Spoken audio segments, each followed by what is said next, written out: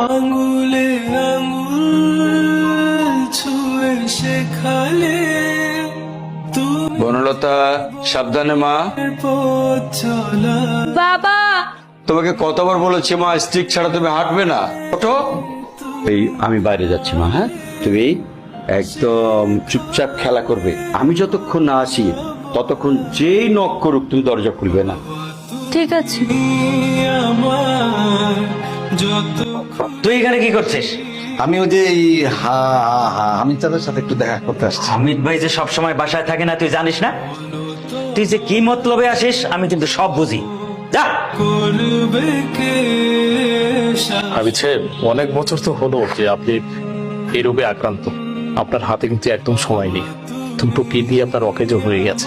যে কোনো মুহূর্তে একটি বড় ধরনের দুর্ঘটনা ঘটে যেতে পারে। তাও আর কতদিন আমি বাঁচতে পারি?